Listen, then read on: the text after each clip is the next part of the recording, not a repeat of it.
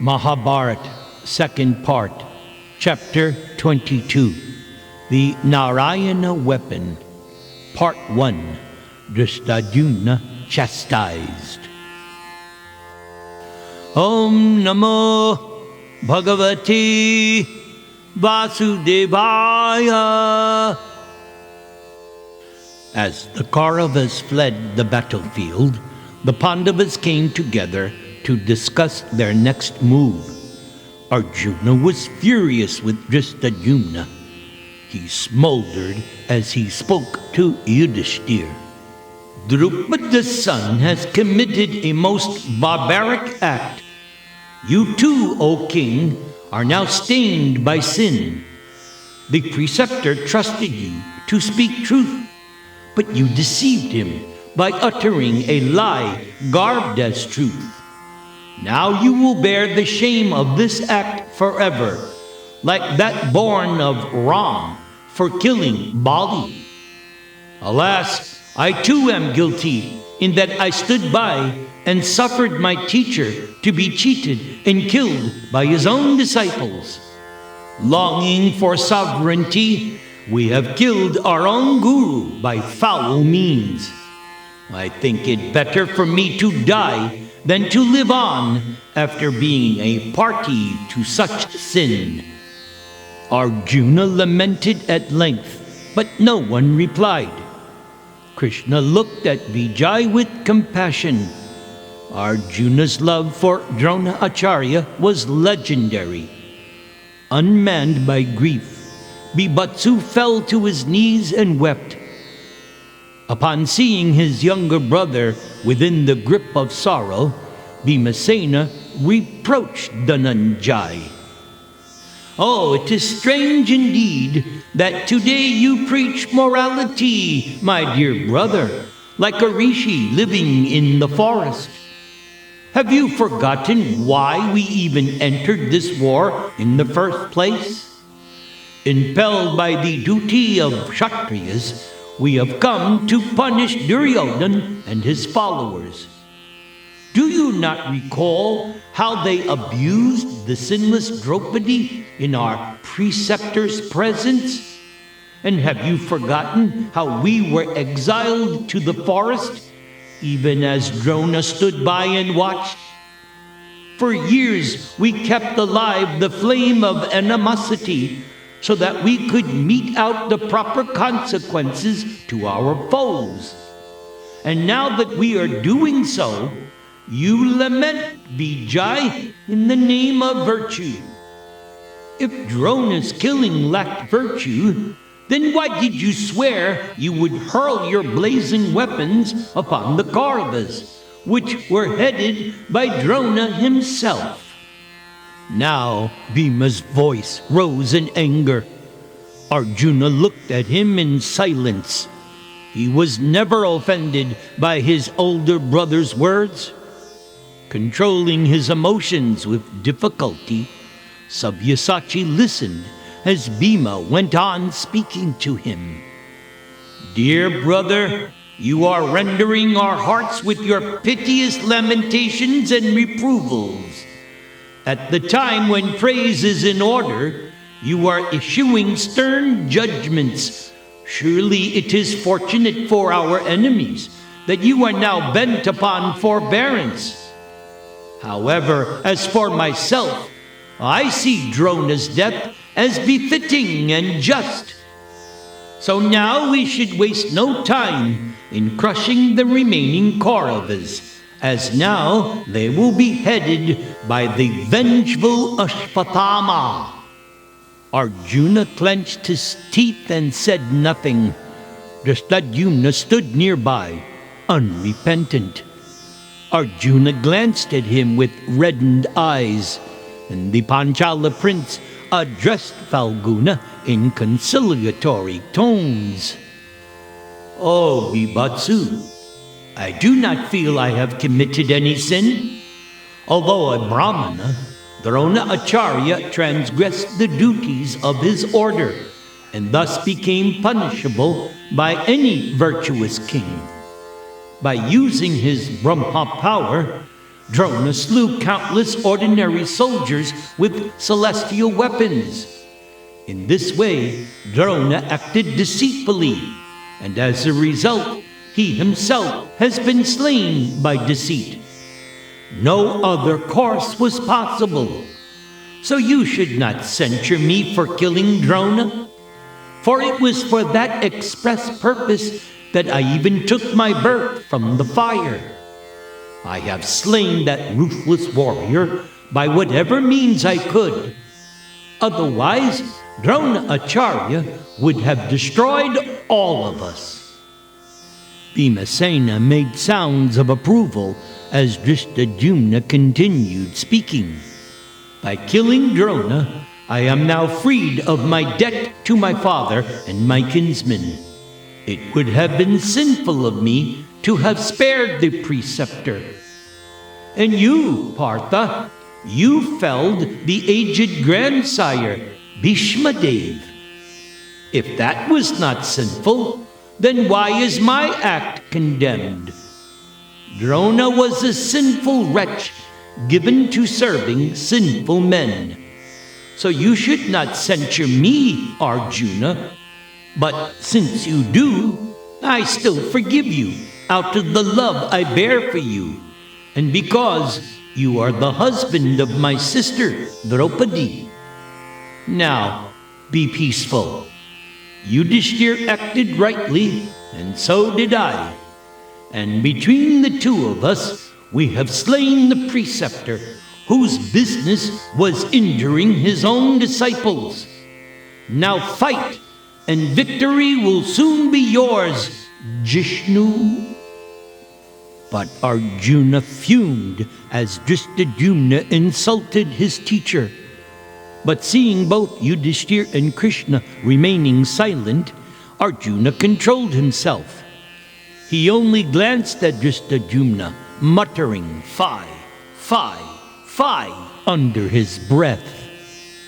Satyaki, who had been seated on the chariot near Arjuna, suddenly leaped to his feet. Unable to tolerate Drishtadyumna's words, Satyaki exclaimed, "Is there no one who will dispatch this sinful, low, and cursed wretch? O mean-minded Drishtadyumna, how do you dare utter such words? It is a wonder that your head has not shattered into fragments when you were on the point of slaying your preceptor. You deserve the condemnation of all pious men. Having obtained you, the disgrace of their race, 7 generations before and 7 generations after you will have sunk into hell, deprived of their glory. You accuse Arjuna of killing Bhishma, but was it not your own wicked brother Shikandi who caused the death of the grandfather? Surely there are no men more sinful than the Panchalas." Now, Satyaki raised his mace as he continued to censure Drishtadyumna. "If you again speak such words, I will knock off your head with my mace. Why, simply by looking at you, O killer of a Brahmana, one has to look at the sun just to purify oneself. If you have any prowess, then stand before me with your weapons raised. I cannot stand to hear you abuse my teacher and my teacher's teacher." "Ha ha ha! O Satyaki, O son of Madhu's race, I forgive you for these words, although you are the most sinful of men. Really now, no one should show forgiveness towards someone as wicked as you, because forgiveness only leads people like you to think that I have no power. Have you forgotten how you, one who loves justice, slew Bhurishrava even after he had defeated you and desisted from further fighting? Hold your tongue. You should not say anything more to me. And if you insist on uttering such words, then I will dispatch you to death's abode." Drishtadyumna also reminded Satyaki of all the deceitful acts committed by the Kauravas. Even on the battlefield, it had been Drona who had arranged for Abhimanyu to be slain by unfair means. In war, it is inevitable that the rules are sometimes broken. Still, righteousness ultimately decides victory. Drishtadyumna then concluded, "Therefore, fight on against the Kauravas, O Vrishni hero. There is no doubt that they should be vanquished and slain by any means at our disposal." Now trembling with fury, his eyes bloodshot, Satyaki seized his mace and leaped down from the chariot, then rushed at Drishtadyumna, saying, "I will waste no more words on you, Drishtadyumna. Now you will be crushed by my mace." Suddenly, with a signal from Krishna, Bhimasena jumped down from his chariot and stood between the two maddened warriors. Bhima grabbed hold of Satyaki, who dragged him a few steps, roaring in fury. Sahadev also sprang from his chariot and said, "O foremost of men, we have no better friends than you two. Your races are as dear to us as our own. You are dear friends to each other. Remember now the duties of friends towards friends and exercise forgiveness. This is no time to quarrel amongst ourselves." "O Bhima, release the grandson of Sini. Let Satyaki encounter me, just as the wind encounters mountains. I will soon quell Satyaki's desire for battle, and then I will destroy the remaining Kauravas. Or you, Arjuna, can perform this feat. Let me cut off this one's head with my arrows. Satyaki takes me to be Bhurishrava with his arm lopped off. Leave Satyaki. Either I will slay him, or he will slay me." Satyaki swelled up in Bhima's arms and bellowed out. He struggled to break free, but Bhima held him tight and fast. Like the moon spreading its cooling rays at night, Krishna then spoke consoling words to the two antagonists. Yudhishthira also pacified them, and he and Krishna managed at last to allay their anger. Hare Krishna, Hare Krishna, Krishna Krishna, Hare Hare, Hare Rama, Hare Rama, Rama Rama, Hare Hare.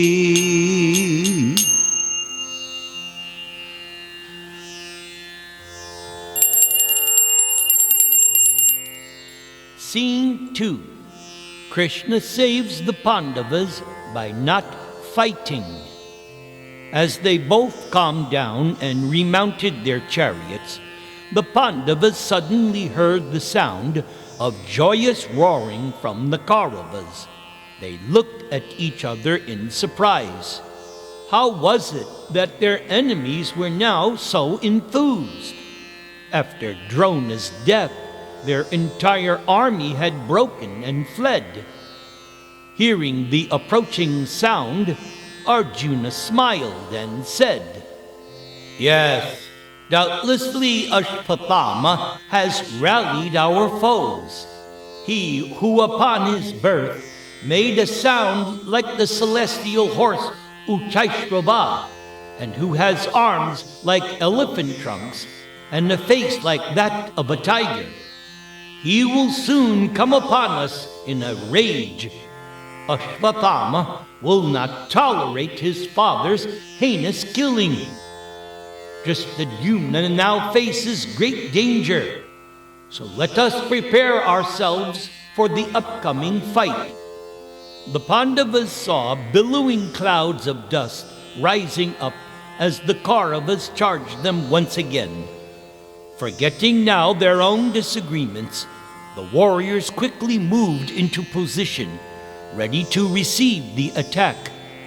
They could see Ashvatthama's golden flag standard with its lion's tail emblem waving at the head of the advancing Kaurava forces.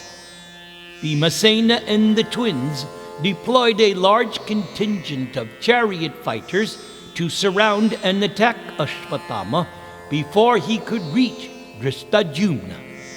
As the Kauravas raced into battle, intent on avenging Drona Acharya's death, the sun fell towards the west. Ashvatthama, having sworn to Duryodhana that he would annihilate both Drishtadyumna and the Panchala army, then thought of the Narayana weapon. Coming to within a half-mile of the Pandavas, Ashvatthama placed the celestial arrow on his bow and recited the sacred incantations to invoke this special missile. A deep roar came from the sky as Drona's son summoned the weapon. Tens of thousands of fiery arrows now appeared on the battlefield, flying towards the Pandava army like the rays of the sun. Countless red-hot iron balls then fell from the sky like lustrous meteors. Razor-edged discs, axes, flaming spears, and spiked maces also filled the sky. The Kauravas could not perceive their foes as the hail of the missiles fell towards the Pandavas. The Pandavas became anxious. It seemed that the blazing missiles were springing into existence from every part of the battlefield. Wherever the Pandava warriors were stationed, a shower of weapons fell upon them from the sky. The Pandava army was enveloped in a mass of arrows and darts. Troops fell by the thousands, cut to pieces by the relentless assault. The Pandava heroes tried their best to resist the attack, but the harder they tried, the worse it became. The more it was resisted, the more force the Narayana Astra seemed to have. Seeing his army being scorched, Yudhishthir shouted the order to retreat. His panic-stricken voice rose above the din of the falling missiles which were striking his soldiers' armor and shields.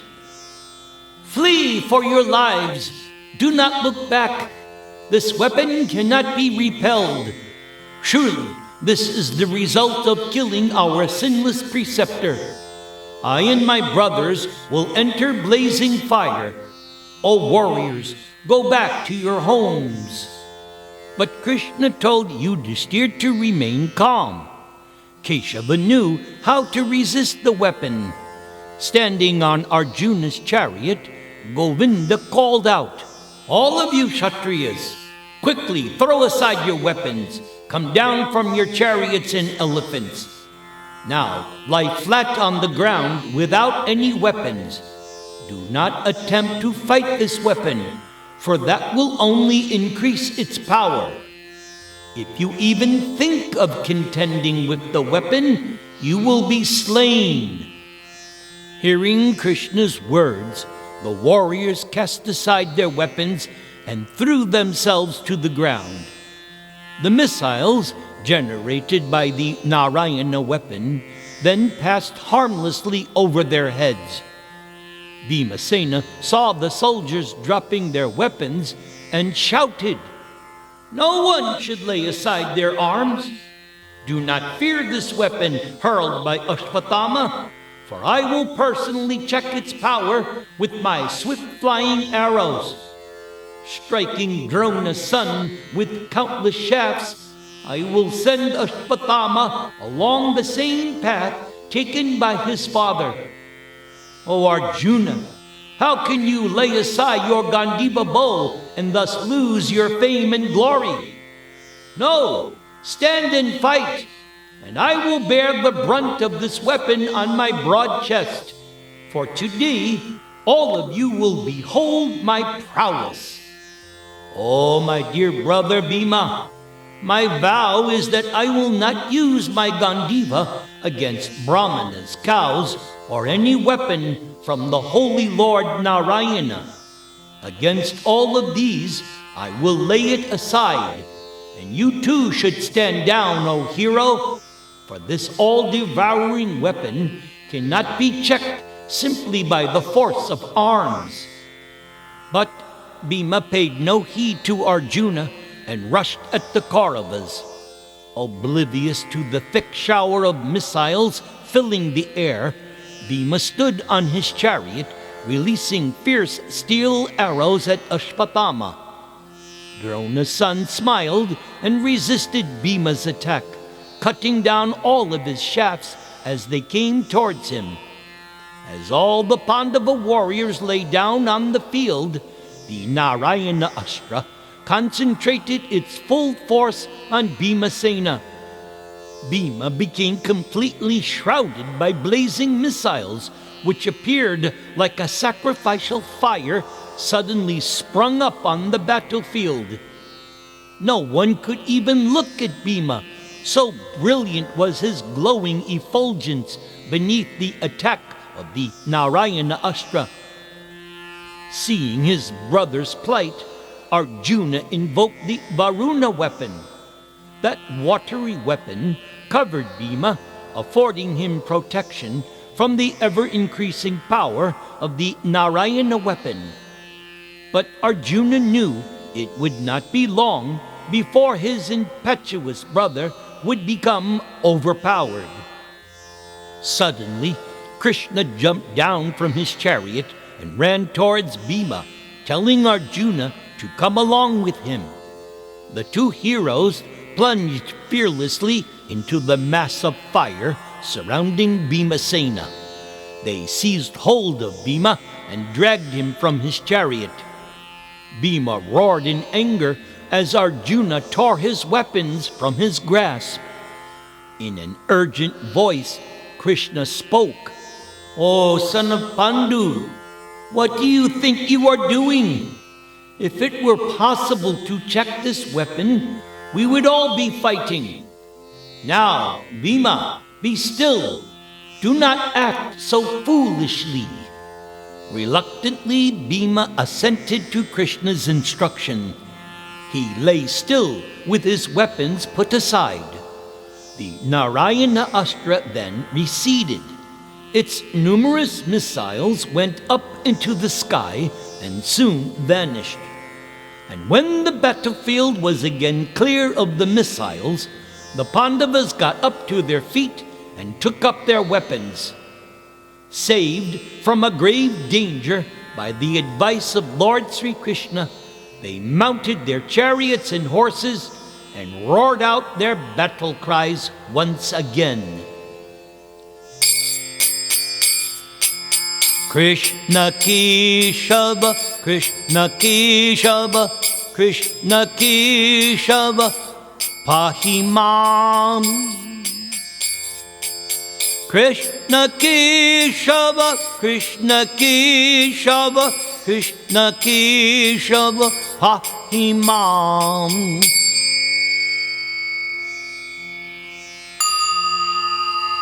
Scene 3.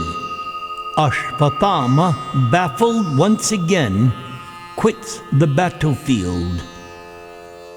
Duryodhana was annoyed to see that his foes had escaped. He approached Ashwatthama and said, "Quickly, send that weapon again, for the Pandavas have rallied and now will attack us with all their power." No, no, no. The Narayana weapon can be used only once by any man. If invoked again, it will slay the person using it. Krishna must have known the secret of countering this weapon, and so it has thus been baffled. Five. Okay, use whatever weapons you possess. Your power is equal to that of Mahadev himself. O Droni, O son of Drona, slay these murderers of their preceptor without delay. Ashvathama rushed into battle, seeking out Drishtadyumna. He assailed him with thousands of barbed arrows. Enraged, Droni bore down on his adversary with frightening force. Ashvathama slew Drishtadyumna's chariot driver and 4 horses and smashed his chariot. Drishtadyumna came down to the ground and warded off Ashvathama's attack with his sword and shield. Satyaki was near at hand and saw Drishtadyumna's predicament. Remembering his duty as Kshatriya, Satyaki came quickly to his comrade's assistance. Satyaki enveloped Ashvathama in a network of arrows which killed Ashvathama's horses and chariot driver.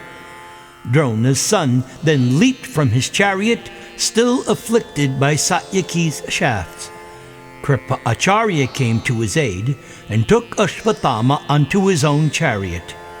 Kripa Acharya and Karna then attacked Satyaki and Drishtadyumna, as many other Pandava and Kaurava heroes rushed into the fray. Now mounting a fresh chariot, Ashvathama came again toward Drishtadyumna. And once again, Satyaki came before Ashvathama as Ashvathama called out to the Vrishni warrior. O grandson of Sini, Satyaki, I know the partiality you bear for this killer of your own teacher, but you shall not save Drishtadyumna today, for I swear by my own life that I will slay all the Panchalas headed by this sinful wretch Drishtadyumna, and you too shall fall a victim to my arrows if you try to protect him, as will all the Pandavas and their entire army. I will not be stopped. Ashvathama pierced Satyaki with a volley of barbed arrows, and as Satyaki reeled, Ashvathama took up a long shaft which glowed with a brilliant effulgence. Within an instant, Ashvathama released the shaft with all of his power. It penetrated Satyaki's armor and dug deeply into his shoulder.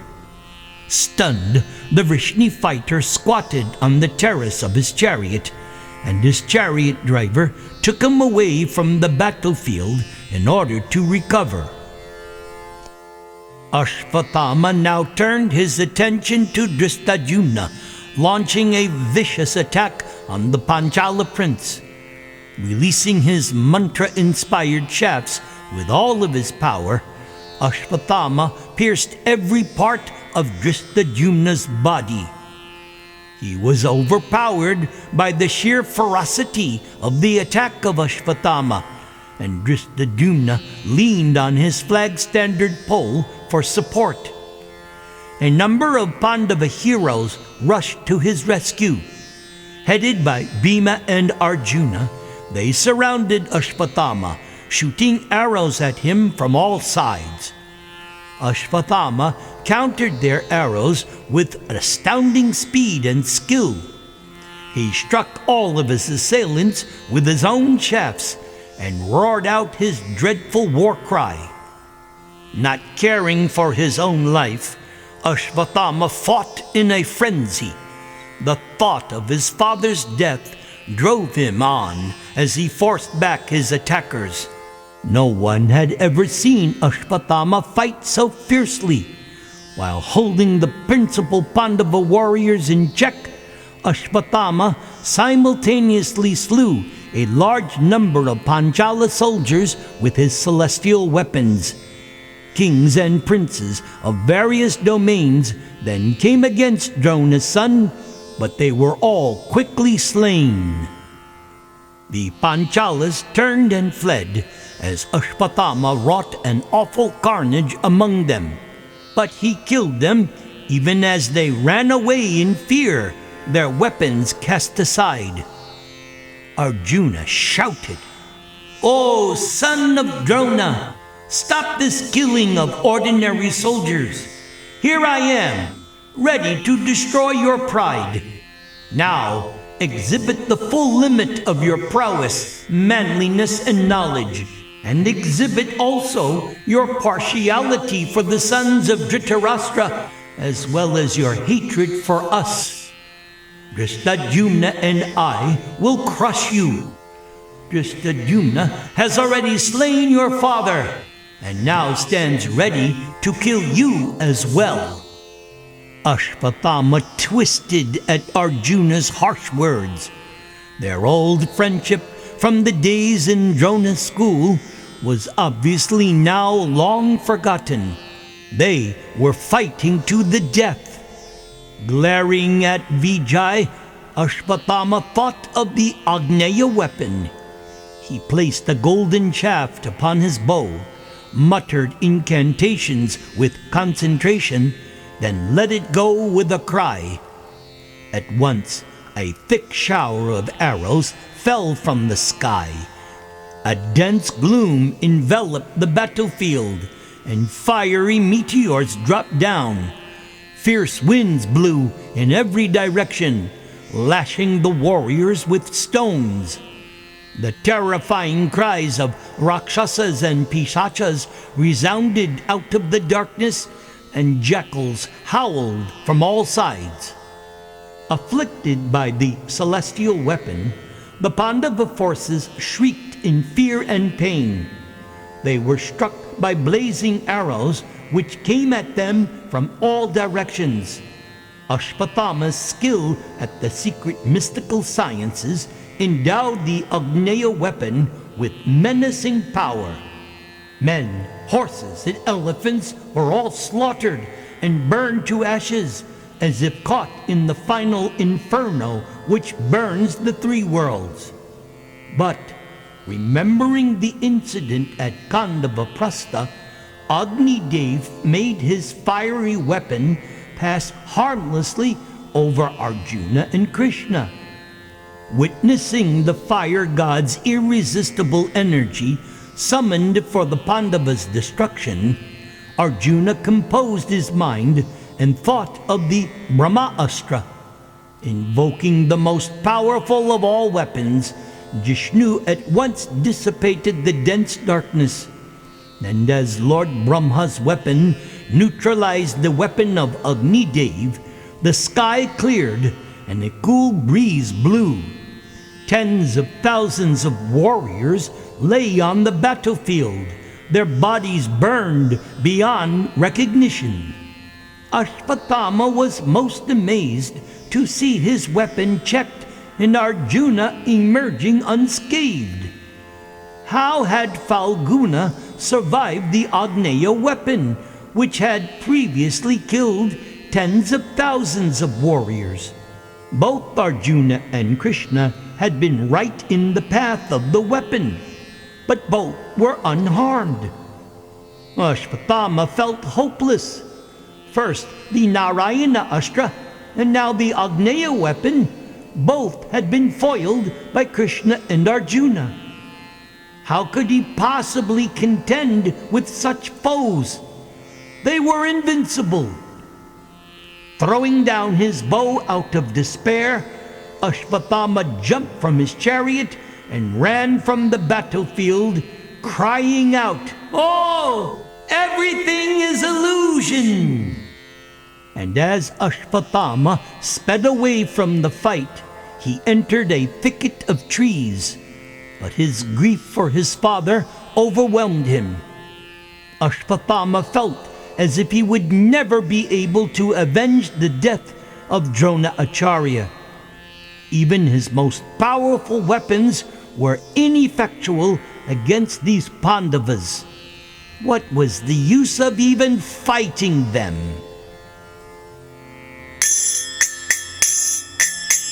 Mare Krishna, Rakhe ke, Rakhe Krishna, Mare ke, Mare Krishna, Rakhe ke, Rakhe Krishna, Mare ke. Hare Krishna, Hare Krishna, Krishna Krishna, Hare Hare, Hare Rama, Hare Rama, Rama Rama, Hare Hare.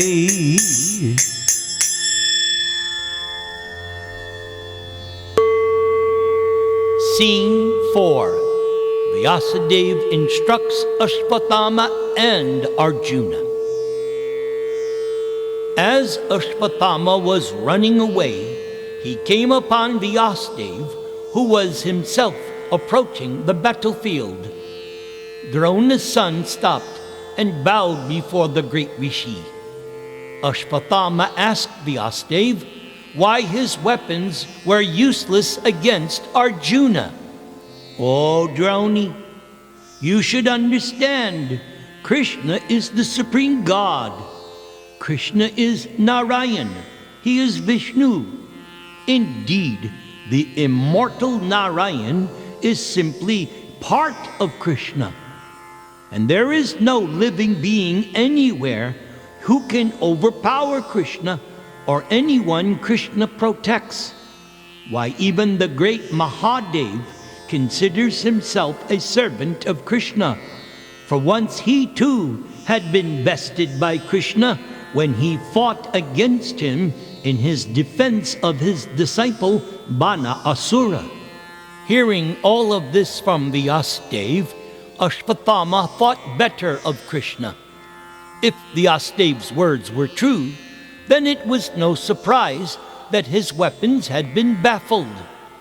As long as Arjuna had Krishna on his chariot, there would be little point in further encounters with Arjuna.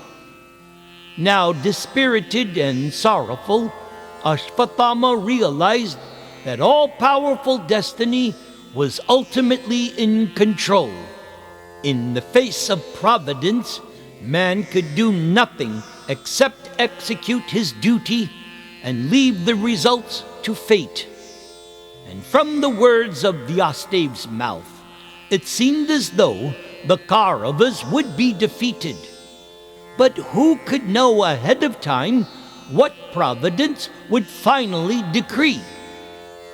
Bowing again to Vyasadeva, Ashwatthama turned back towards the battlefield. It was still his duty to fight for Duryodhana and especially to honor his slain father. His enemies had to be punished, so he could not leave the battlefield now. But as Ashwatthama returned, the sun was now setting. The two armies retreated, exhausted after fighting for almost 2 days and 1 night.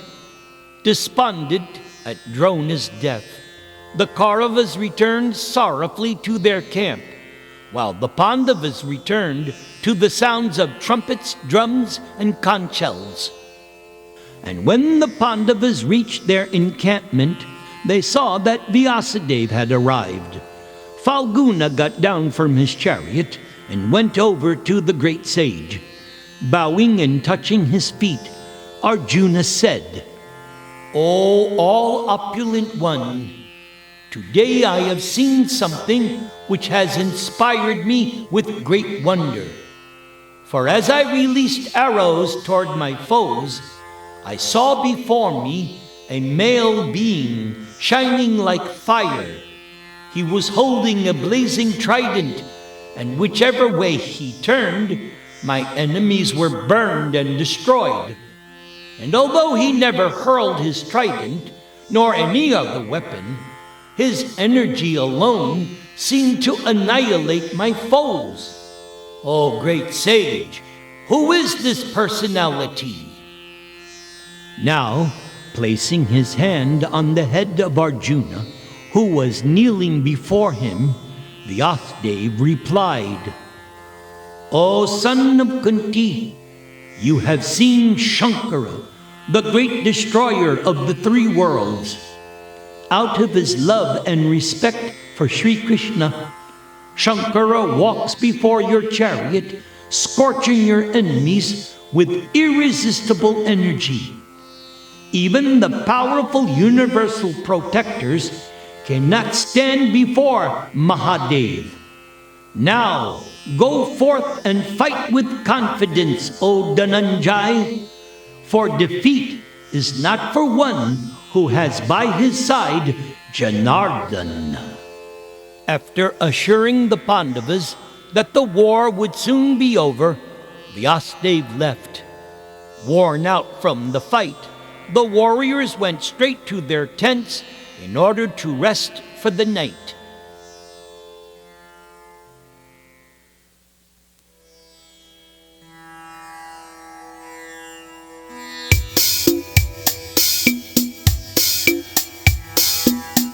Shri Narsingha, Jai Narsingha, Jaya Jaya Narsingha. Prahlad Esha, Jaya Padma, Mukha Padma, Bringa. Namaste Narasimhaya. Prahlad Aklad Dayini Hiranya Kashipo Raksha Shila Chankana Kalaye Ito Narsingha Parato Narsingho Yato Yato Yami Tato Narsingha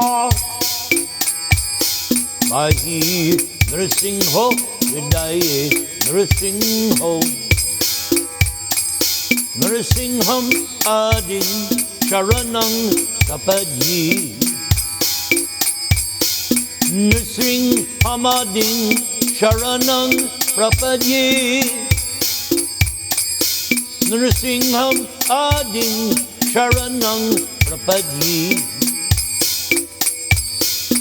Tabbakara Kamala Vare Nakam Adbhuta Sringam Dalita Hiranyakashipu Tanubringam Keshava Vritta Narahadi Rupa Jaya Jagadisha Hare Jaya Jagadisha Hare Jaya Jagadisha Hare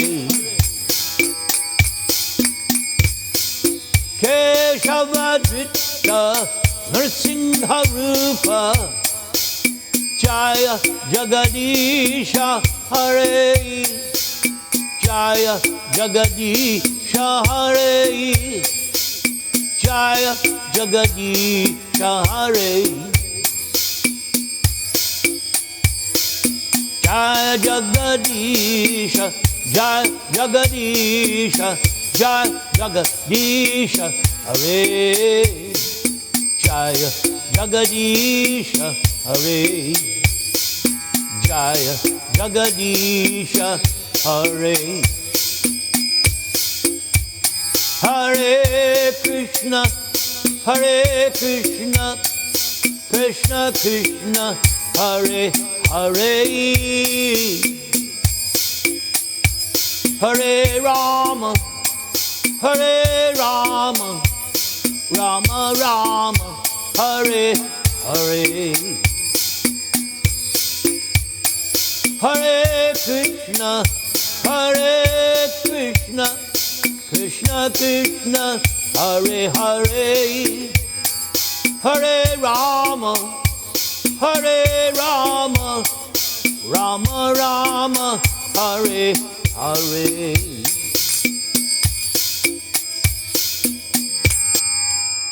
Namaste Narasimhaya